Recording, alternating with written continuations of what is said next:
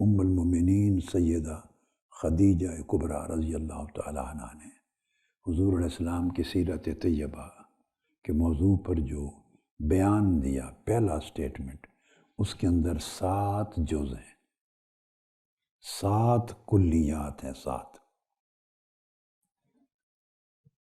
تو میں جز وار اس پر گفتگو کرتا ہوں، مگر اس کو جیسے عرض کیا جدید تطبیقی انداز کے ساتھ، مگر تطبیقی انداز میں مختلف اینگلز کے ساتھ، اس کا روحانی اینگل، اس کا وجدانی اینگل، اس کا عقلی اینگل، سماجی اینگل، عملی اینگل، یعنی ان جہت و سائنسی اینگل، نفسیاتی زاویہ، ان اینگلز کے ساتھ کروں، کیونکہ حضور علیہ السلام قیامت تک کے سب زمانوں کے لیے ہیں، صرف گزرے ہوئے زمانوں کے لیے نبی نہیں تھے۔ سو آپ کی ہر حدیث، اس کا ہر مضمون صحابہ کرام کے زمانے سے لے کے آج ہمارے زمانے تک کے لیے، اور جب ہم نہیں ہوں گے قیامت تک آنے والی اگلی نسلوں تک کے لیے بھی ہوں گے۔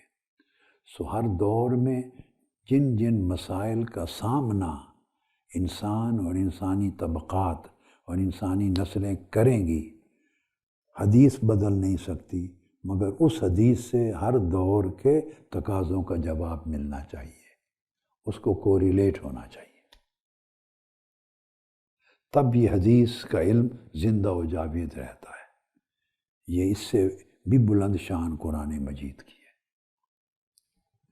تو پہلا جو جملہ آپ نے فرمایا، کلا واللہ ما یخزیک اللہ ابدا، کہ ایسا ہرگز نہیں ہو سکتا، اللہ کی قسم وہ آپ کے مشن میں آپ کو کبھی رسوا نہیں کرے گا، آپ کو کبھی تنہا نہیں چھوڑے گا، آپ کا مشن کبھی ناکام و نامراد نہیں ہوگا۔ اللہ پاک اس کی مدد و نصرت فرمائیں گے اور آپ منزل مقصود تک پہنچیں گے۔ یہ پہلا جملہ تھا۔ یہ جملہ محض ایک بشارت نہیں تھی، فورکاسٹ نہیں تھی،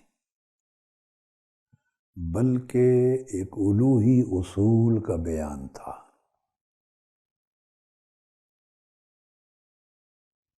اور وہ اصول یہ تھا کہ جو شخص سراپا خیر، مروت، رحمت، شفقت اور خدمت خلق کو سراپا، اللہ تعالیٰ اسے کبھی بے سہارا نہیں چھوڑتا۔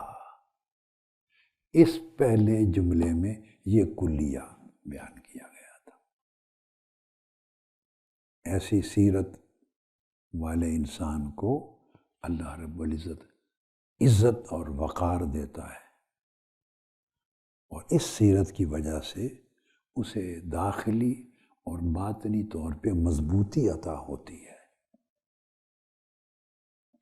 اور لا یخزیک اللہ ابدا میں اشارہ اس امر کا ہے کہ ظاہری حالات میں جتنا بھی اتار چڑھاؤ، زیر و بم اور آندھیاں آئیں گی، ایسی سیرت والا شخص بلند سے بلند تر ہوتا چلا جائے گا، حالات کا زیر و بم اس کو کبھی دبا نہیں سکتا۔